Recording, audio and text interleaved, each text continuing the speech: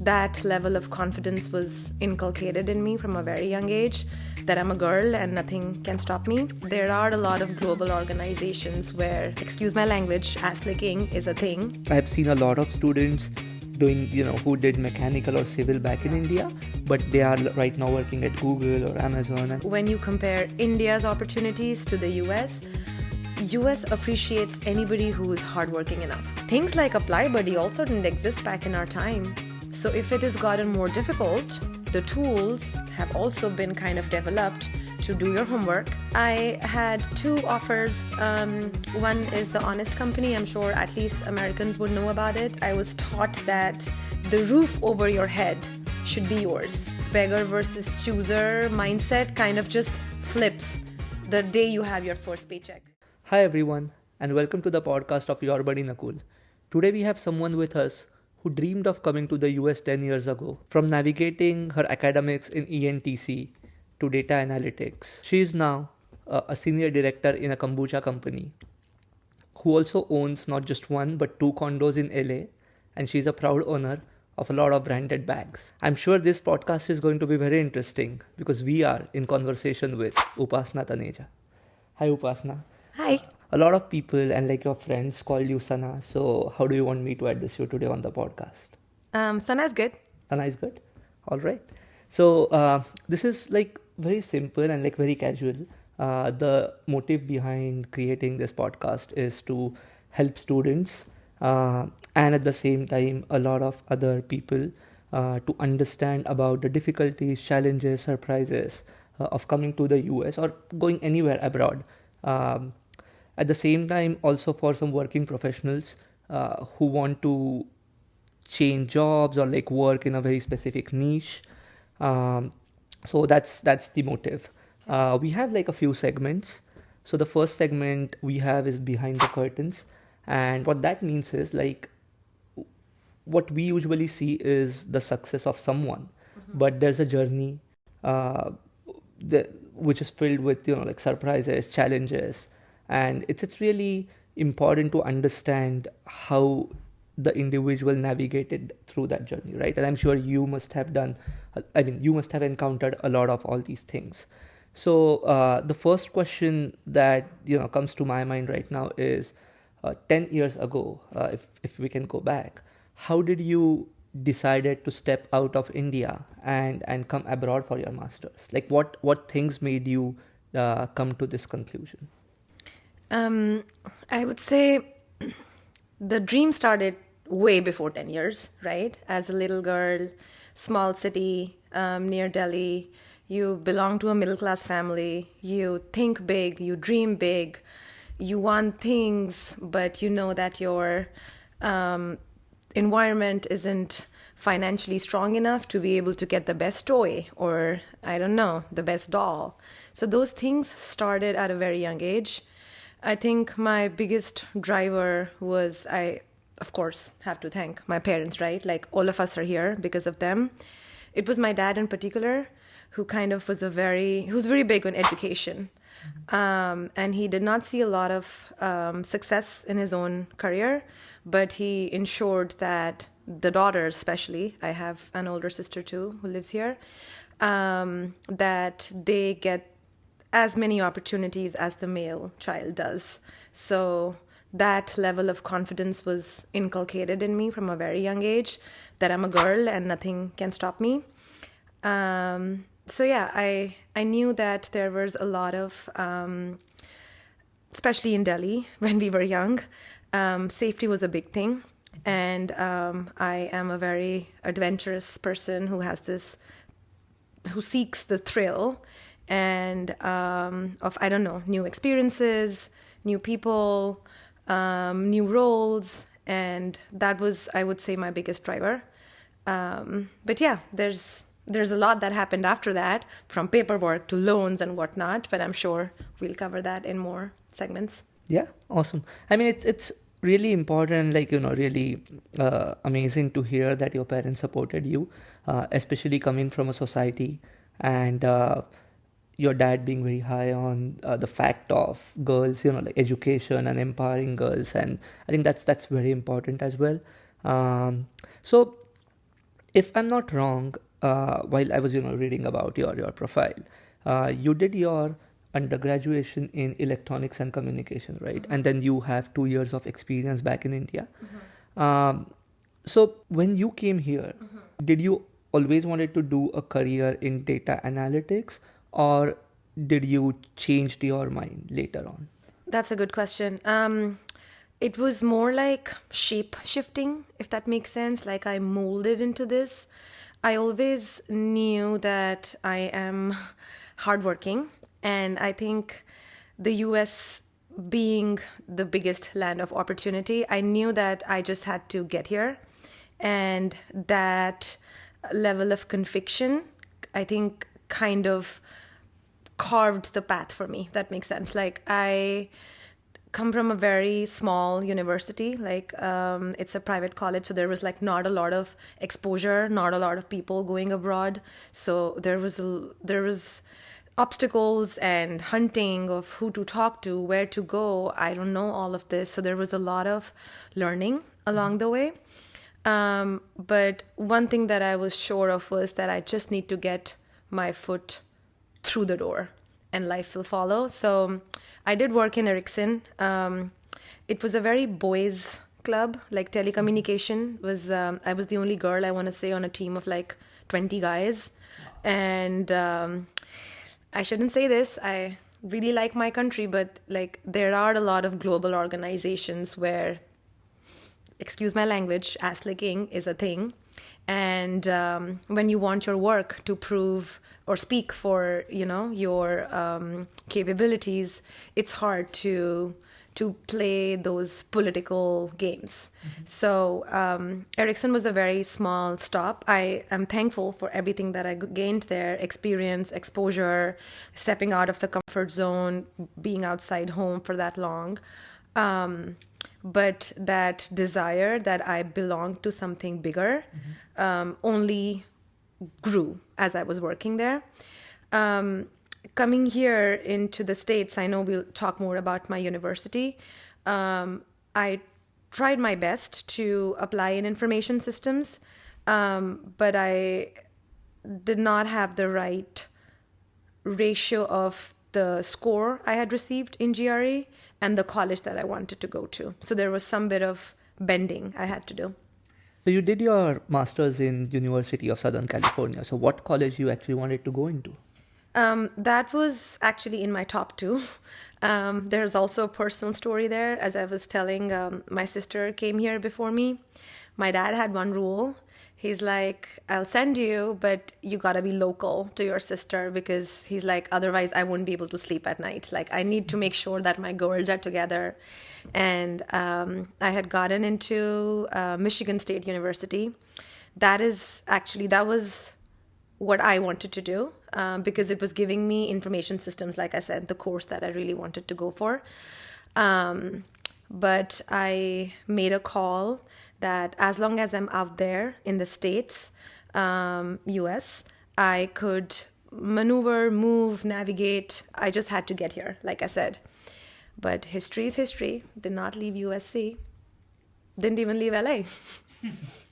Yeah, so, I mean, there are a lot of students I know of. I also get some, requests to talk about this specific thing, which is change or like shift of a career path where someone has done civil or like mechanical back in India, and then they want to change their line to computer science. Yeah. You kind of did the same, right? Like you did your undergraduate in ENTC, but now you're working as a senior director in data analytics, right? So there are like two questions that comes to my mind here, which is, really important for everyone who wants to do that. Right. One is, how did you do that? Like any strategies or any specific steps? And the other thing is like anything you have to be wary of, anything in particular you have to be careful of. Is it like was the path very smooth for you, or like were there any challenges involved specifically in changing your branch and then getting a job in data analytics? So if I take myself back, I still get nervous and anxious because it was a very tough time. the culture shock that comes with just leaving your hometown and starting fresh. And then you also know that there's so many big question marks. Will I be able to prove to myself, to my family, like, like the little girl that saw this dream? So yes, there were a lot of mental challenges like that, but particularly about the my master's, like the degree that I got. There's always options to get to the university you're trying to go to. And depending on your score, depending on your SOP, depending on your work experience. And that's probably why USC offered me electrical engineering, because I had a very solid Ericsson experience. So in semester 1, I took all the courses that are kind of like mandatory and really good scores. Which is what the plan was, that at the end of semester 1, if you have met a certain GPA, if you've excelled in your mandatory courses, you can make a shift to the line that you're wanting to. So a little story there is USC did offer, sure, you can now make a shift. Whether it happened or not is another story, because they kind of had a small change of rule that if you're doing, like, standard is 27 credits back then, at least. If you are changing your degree, then that 27 credits becomes 42. My career counselor advised me that that big increase, not only means more money, it means more time. You can't finish the course in 2 years. So she gave me really good advice. Like, now, 10 years later, I look back and thank her, that as long as you're picking the right courses, you're doing the relevant projects, getting the right internships, that title of whether you are an electrical engineer or electrical engineering degree or information systems degree, that title kind of plays very less, like, it holds very less importance, if that makes sense. As long as the moment you start talking about your line of work and you can have the entire room shut, that's all that matters. This is also for the viewers, like, it's like I also hold the same opinion here, that how much you are good at something than what degree or what tag or like badge you have. I have seen a lot of students doing who did mechanical or civil back in India, but they are right now working at Google or Amazon, and I think that's because they really spend their time learning things of computer science or like doing coding, if that's what you like. And so it's really very important, and like you kind of validated the point, because you are someone, I'm someone who talks about it, but I did computer science back in India and doing the same thing here, but you are someone who kind of really like changed your branch and right now working at a very good position in data analytics. So thank you so much for like helping our viewers. Of course, just kick ass, you guys. Just work hard. It pays a lot. In this country, it pays a lot. Like, less competition. You just have to know your shit. You said less competition, but I mean, what's happening past year or two, it's really sad and It bad. is. So what do you think of the current situation, and do you think it will get better, worse? A lot of students are confused right now. Should they really come to the US?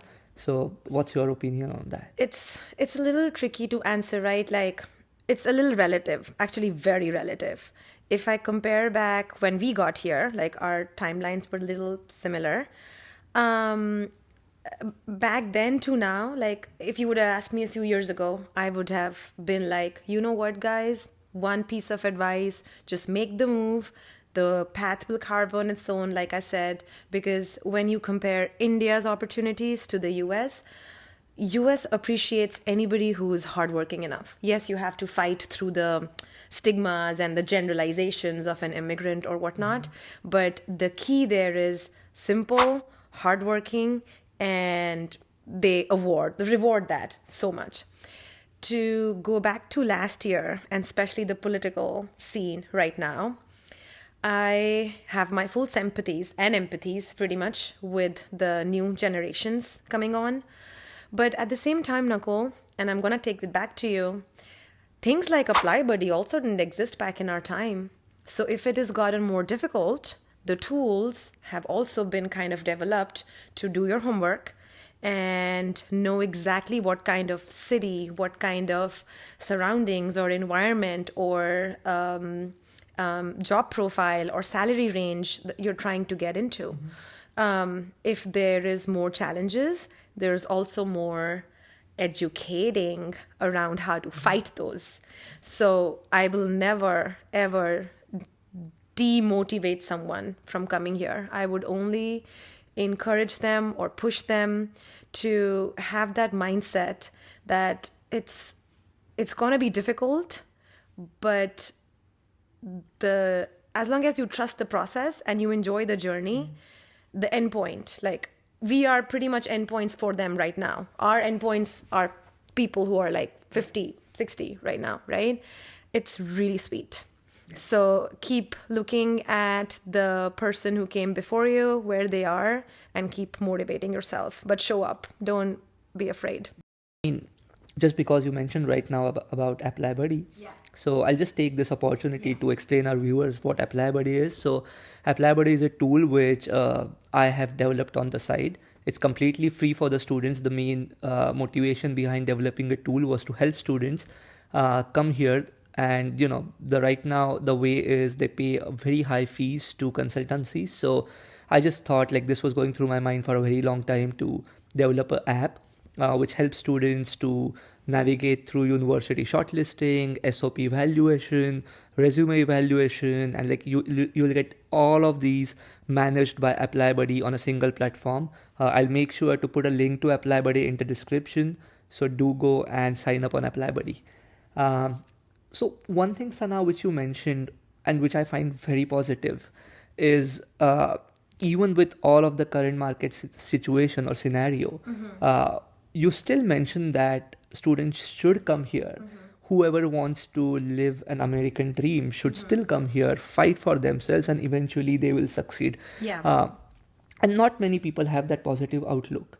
I read a lot online, and I'm seeing a lot of people advising against coming to the US because of the current situation.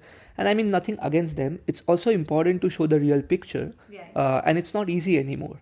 But at the same time, if you really dream of coming to the US, just because of the current market situation should not shy you away from not coming, right? You should still take your opportunities, have trust on your luck, and at the same time put your efforts, and eventually you will win. That's what I think we all did, right? So thank you so much for that. Of course, it's like both panic is contagious, Nakul, and even a positive mindset is contagious. It's your call. Which side do you want to go on? It's like we have all these Bollywood actors, like all these successful people. If they would have thought, I don't think it's the time to become a major movie star right now. Like I don't come from a very posh family, or I don't have the right connections. Then fine, sit at home then. Yeah, that's an amazing example. That's very true. Yeah, I mean, all of these things, right, where there are like thousands or even more than that people, and there are so minimum opportunities. I mean, but there is only one you at the same time.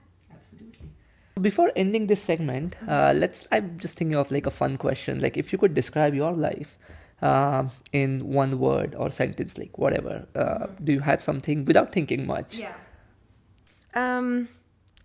Actually, the only word that comes to mind is immigrant. And my thought process there would be that it's not a role that you play. It's not an act. It's like a permanent color on you, your personality, your future, your dreams. Pretty much the day you walk out of your hometown and you come here for the American dream, it's like that permanent color stays with you. The shade could change, it could fade, it could grow darker, depending on how you navigate your life. But over time, it's like your unique art piece. Like it's a palette of colors that belongs to Nakul. Nobody can take that away from you. But the sooner we make peace with the fact that change is evident, the journey becomes a little smoother. Like you can't fight it.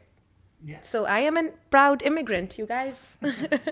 All right, so we are at the end of this segment. So moving on to our next segment, which is, so this segment I have specifically prepared for you, which is Kombucha, California, and careers. So we'll talk a little bit about all three of them. So um, the first question is, you ended up in a kombucha company. I have worked mostly for B2B, Right. but I'm always interested and find it very fascinating to work for a company which is B2C, because ultimately when you work for a B2C company, it's the product which we actually use in everyday life, Yeah. right? So I find it very fascinating when people work for these B2C companies and then you work for a company which is selling a healthy drink, which is Yeah. kombucha. So how did that happen? It's been very interesting, actually. I'm with you. Whenever I go to whenever I'm flying or I don't know, random stranger talk happens, and people are like, they'd had to understand where you're from, what you do. Almost 3 out of 5 people already know the brand. They're like, oh my God, we go to Target and we buy that. Like, you work there? And then you make connections, you get people free drinks, your massage therapist, your nail lady, like everybody has been turned into a full-on kombucha fan in my life. The only difference is Indian parents, of course. For them, it's like, wait, iced tea? Like, we need regular chai. So it's like a pretty much an acquired taste. But it was, I don't know, I am a very firm believer of serendipity. I had 2 offers. One is the Honest Company. I'm sure at least Americans would know about it. Jessica Alba, a very famous Hollywood movie star, it's her brand. And then the Kombucha Company. Um, and this, by the way, audience, you will face this. You're going to turn into a rock star. And when you start applying, there might be times when, as we were talking about, that you will feel down. But then all of a sudden, you might be in a position, which is what you should hope for, is when the market is good, of course, big asterisk, that you have a couple of offers and you need to kind of decide, okay, which direction do I go in? So the key thing in my story is, please have a mentor. And it could honestly be somebody, like, even in the beginning, like if people enroll in Apply Buddy, it could be something as simple as something virtual to begin with. But networking in this country and then finding the right people who have similar career goals or have already done it or on the way, like community. That's what kind of helped me make that call. And I've surprised myself. I've been there a really long time, and it is like my second family. Wow. So, I mean, you just said about, like, you talked about a mentor, right? And somewhere it also says about networking is very important to get a job. Uh, so, I have a question in my mind about, is there someone who you look up to, who really influenced you to be who you are today?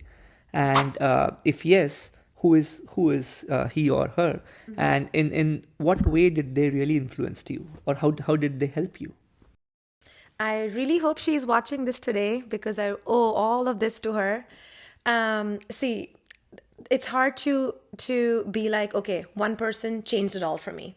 Over the course of your life, there's some people who come and go. So there is some constant sources of support that you need from when you pretty much blossom or kind of leave your nest and come out here and fly.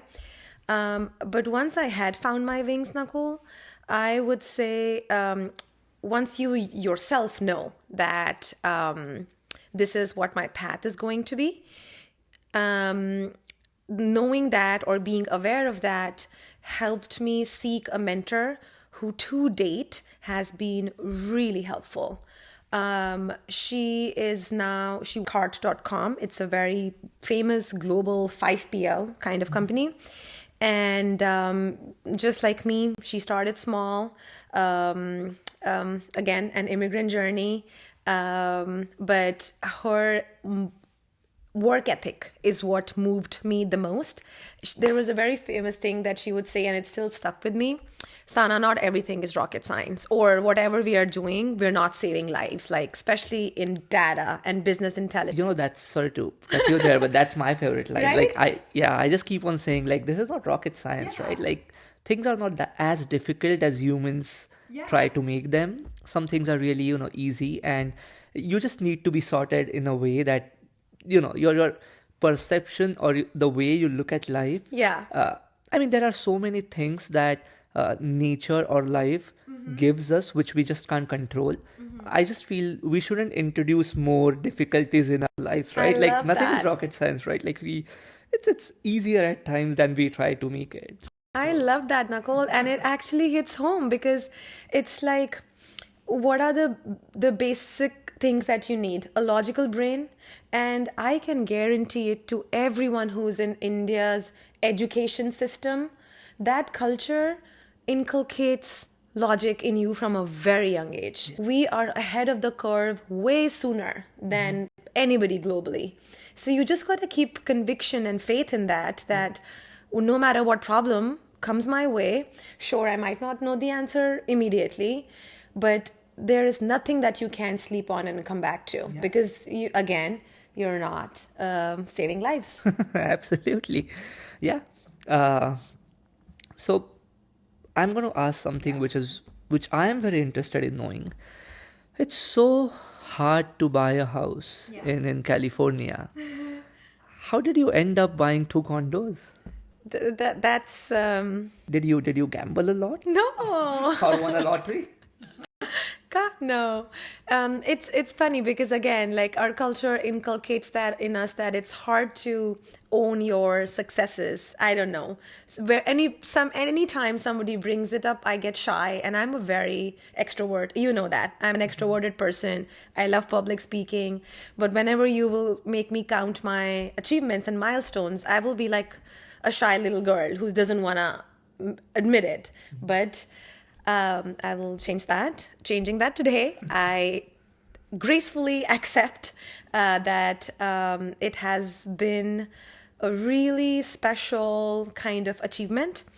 I think it started a lot of like other things. At a very young age, I was taught that the roof over your head should be yours.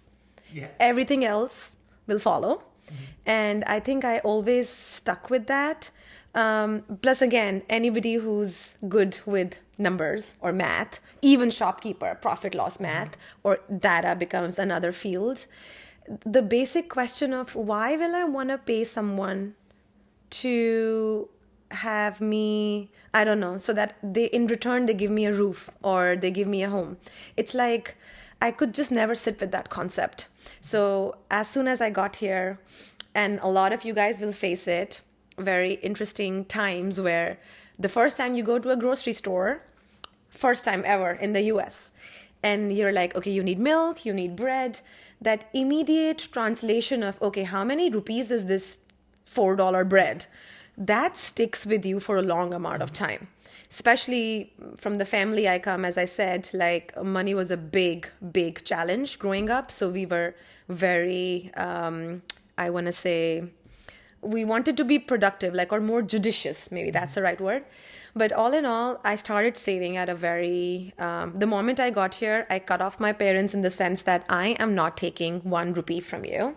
I think it's a Hindi word, khudari. I don't know how to know the English for it. But that kind of pushed me and motivated me more and more and more. Okay, do an on-campus job. I'm not proud of it, but I would even save on the food I ate. I survived on peanut butter jelly sandwiches for like 2 years. But all in all, the saving mindset was inculcated in me from a very young age. So it was a little less hard than another person. Yeah. But like buying 2 condos is really, like creditable. Not many people I know of did that. And so congrats on that. Thank you. Yeah. So I just one thing which I just thought of was you said that we kind of calculate or convert the dollars to the rupees, right? So I just remember my memory. Yeah. So when I met my wife in the US, Yeah. I was still studying, and like she was doing a job. Mm-hmm. So when initially when I just met her and we used to go to a grocery store, Yeah. she would just keep on putting items in the cart, and I would just see each and every item and then multiply that by 75 and then start removing items and keep them back on the Yeah. rack, like, because Yeah. you just can't imagine like a banana or like Yep. an apple being more 1,000 than rupees or yeah, whatever. it's so Yeah. hard, right? To just think of that. But then again, the reality which I saw is like once you start earning, Yeah. it's not as bad, right? Like Yeah. that's also one of my concern. I've seen a lot of people Yeah. give some negative Annotation. yeah, about living in the US, like how Yeah. expensive it is. Of course it Yeah. is, but you also earn more, right? Exactly. So it's really hard to, it's not like you're comparing apples to apples, right? But yeah, like I just remember that, like incidents. But And of course it makes sense because you were studying, she was working. So it does get easier. I think this is also one of those things that your beggar versus chooser mindset kind of just flips the day you have your first paycheck, because then the confidence only like shoots up. But yeah, like coming back to Yes. your owning two condos, it would really be helpful for the people who are trying to buy a property in California or like anywhere in the US, and at the same time, I'm sure like students or like people like coming from India to the US want to know more about. Did you have any strategy, or like how did you save up that much of money to be able to buy two condos? I think it definitely, both of them didn't happen concurrently, right? Like, it is like the first things first. Paying off my student loan was something that would keep me up at night. My internship, my first job, not having a car, living in a crap hole kind of apartment, shared spaces, sharing bathrooms. You have to go through all of that to be able to first, please, if you have a loan, pay that off first. Marriage can wait. Anything can wait in that sense. But coming back to once you surpass that, down payment was the only thing that would go in my head. Not that I would be cheap or miser, that like, especially after working, right? Like that peanut butter jelly sandwich mentality definitely revamped. Like I take care of my body. I know you have to put in healthy stuff, which also comes at a price point. So there's like a sweet spot and a balance that don't overkill yourself, that, oh my God, another $10 I have to save. Like those numbers make sense when you are already working, your loan is paid off. That's when a couple of grand here and there, like that's what I want to emphasize on, that simply like that's how broadly you have to think. Down payment is the first journey. I would say one second piece of advice I would want to give to everyone is having the right connections. Knowing, like whether be it stock market, whether be it like, again, career, you need to know what is exactly going on around you. So interest rates, how does mortgage look like? And all you need is, again, one person who can connect you to a lender, who can connect you to an estate agent, and everything is like a jigsaw puzzle, and it just keeps on coming up. Yeah, so you are like repeatedly mentioning about networking, I guess, and I think networking is one of the most powerful tool to not just like do financially well, but to succeed in life at all stages, right? So yeah, it's the community, Nakul. Like we're all humans. We all need each other's help. And I think that's the biggest learning for me coming here, that we don't have to drag the other person down to make room for me. Let's make room for each other.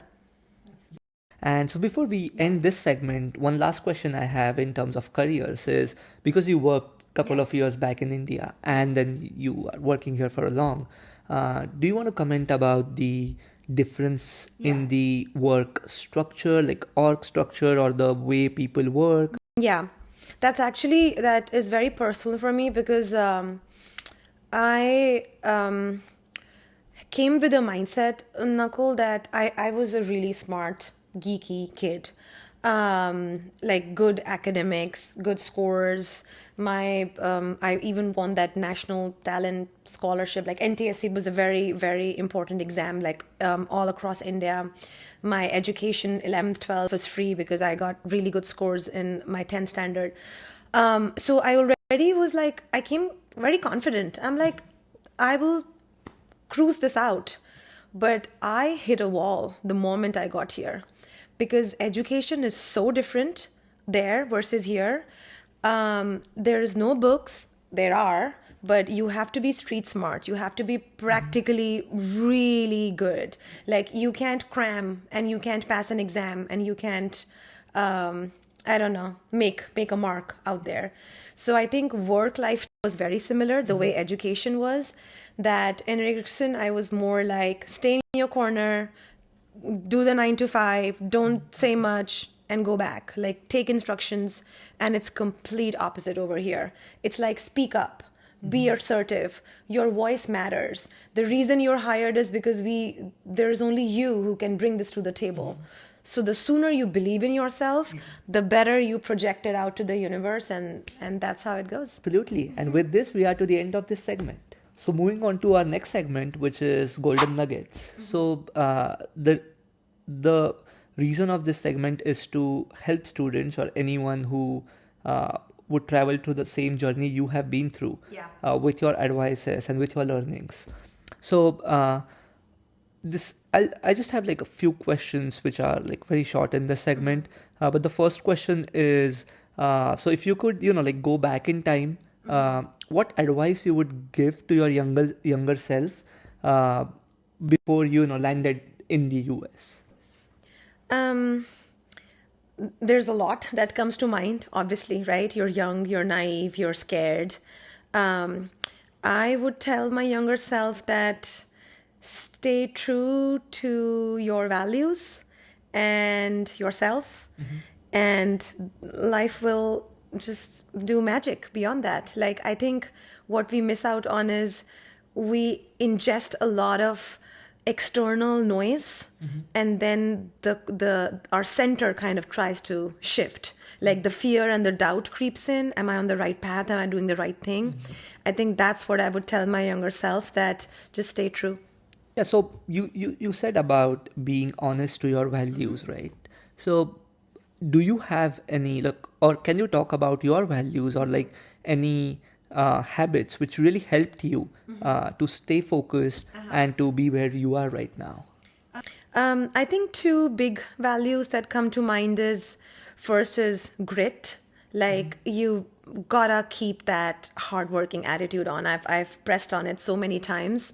Like there is no replacement for hard work. There is just none, which is where then a routine comes in place. As I was hitting on personally before this, that you got to listen to yourself, your body, your people around you. So take out time for yourself. So that's like not just external grit, but internal grit too. And then I would say authenticity is another one that I really, really resonate a lot with, because if you're not owning your truths, sooner or later, it's gonna show up its face, and it's very, very much sweeter and better to be authentic from the get-go versus maneuvering what you want to do or where you want to go to because your parents want it that way, your partner wants it that way, your boss wants it that way. You can train everyone around you to gracefully accept the true you. You just need to stay true first. Yeah, absolutely. I think I believe in the same, authenticity and honesty. It's extremely important. I think it starts within you. You need to love yourself. You need to start being honest and authentic to yourself. And that's when I think the world will start looking at you in the same way, right? So it's like whatever you project out or inside, pretty much, it makes a very beautiful aura around you. Absolutely. Not to get too spiritual, but it's a good learning. In terms of challenges, we all have faced a lot of challenges in our life, and I'm sure if we start talking about our challenges, it would be ours. Everyone in the world could talk about it. At the same time, there are people who manage to come out of those challenges and look back at them as a learning, um, which is a positive thing. So, out of all the challenges you faced, is there any one, or I can put it as a biggest challenge you faced in your life? I would like to like understand about that, and how did you manage to come out of it? I will be very honest to you. Going back to my previous point, I will stay authentic to you. I'm still working on that challenge. I've gotten really better. I am better equipped with tools to navigate it. But I think getting uprooted from my family, and I shouldn't even call it getting uprooted. I made that call. I walked out. I came here to live my dream and still am.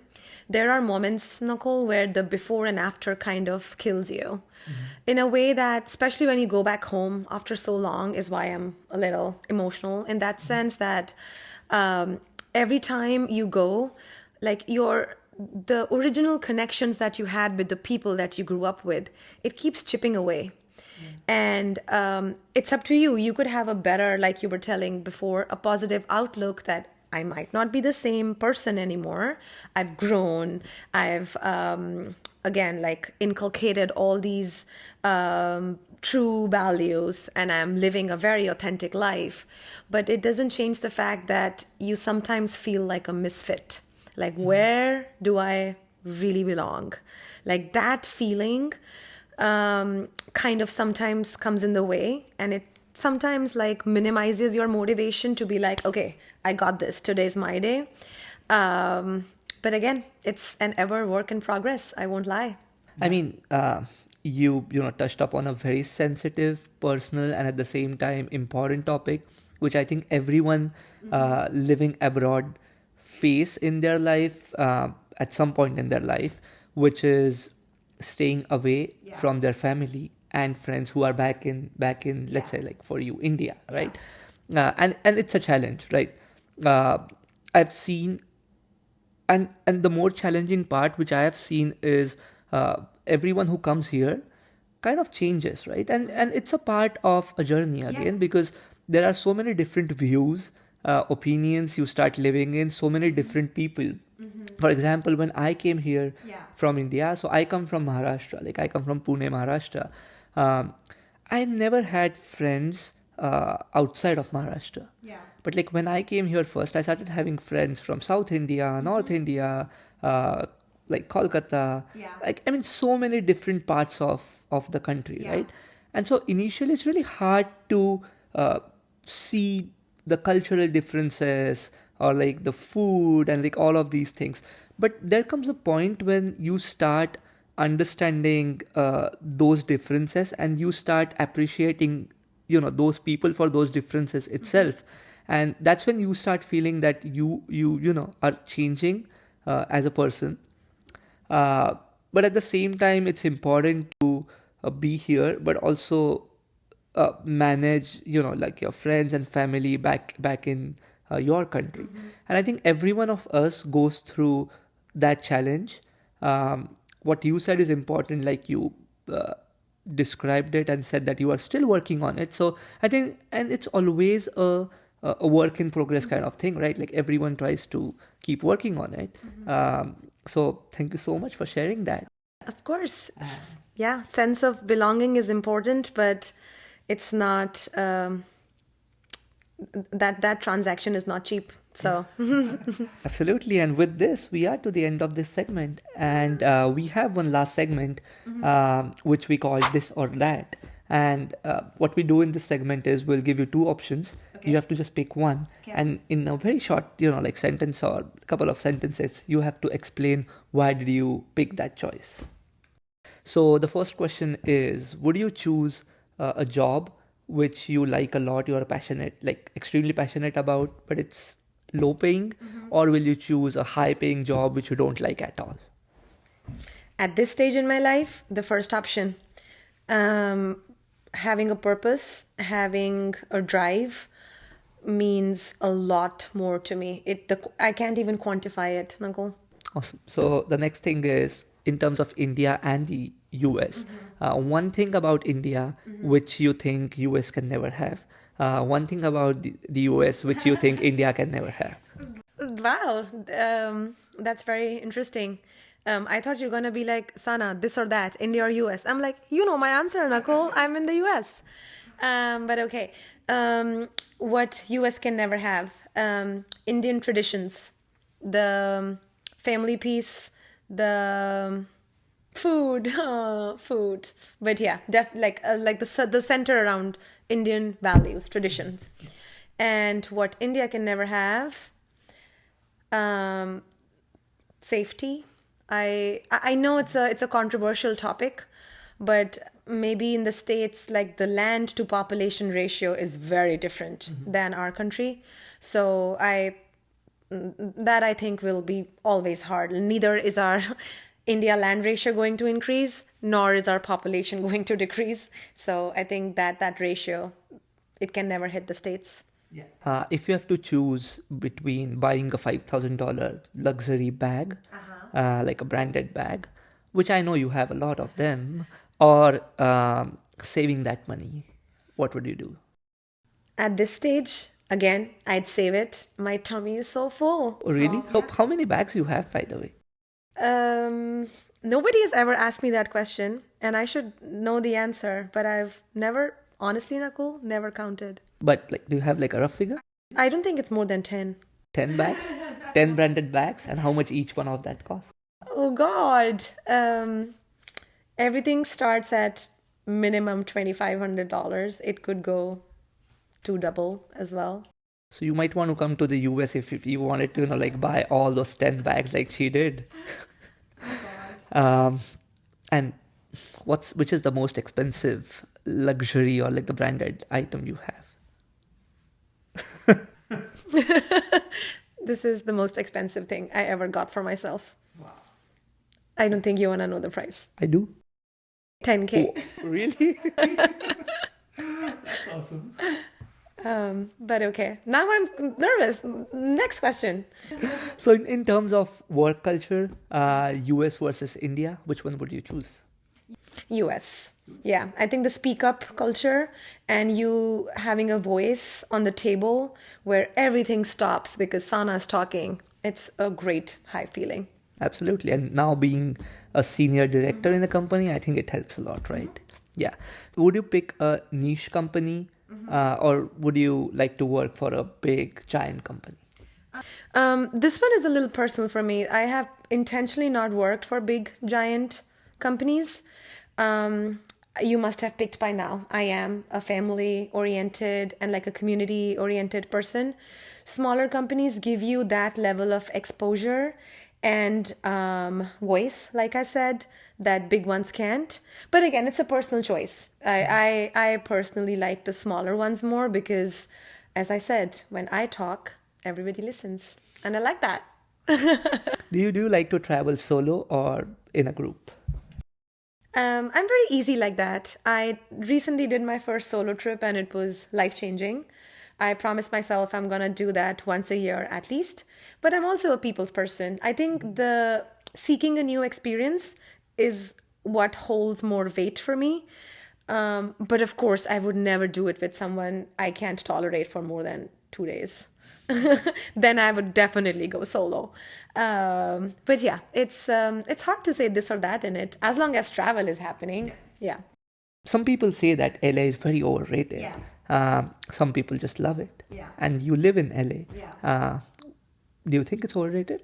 LA always in my dream too, right? Whether I'm up, whether I'm sleeping, LA always. Like nothing against Bay Area, but it was one of those things, right? I got here with the mindset of this is only temporary, as I was telling you about my Michigan story. But it was like first love, Nakul. It was like now I'm in this. Now like I'm just love blind, if that I don't know resonates. I read it somewhere. LA is like people who are too good for their hometowns end up in LA. And that hit personal, but there's a lot of truth to it.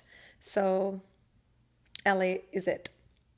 And so with this, I have a last question. Kombucha or chai?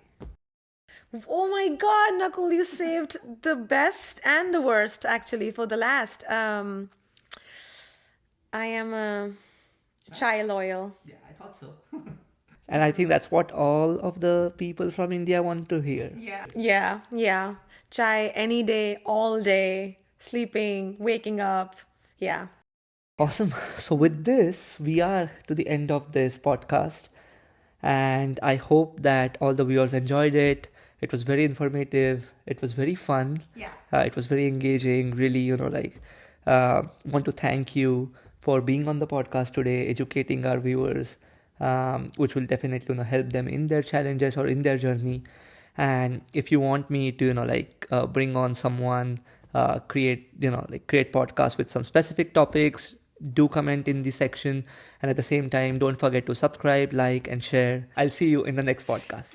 Can I also say thank you for giving me a celebrity moment? Thank you.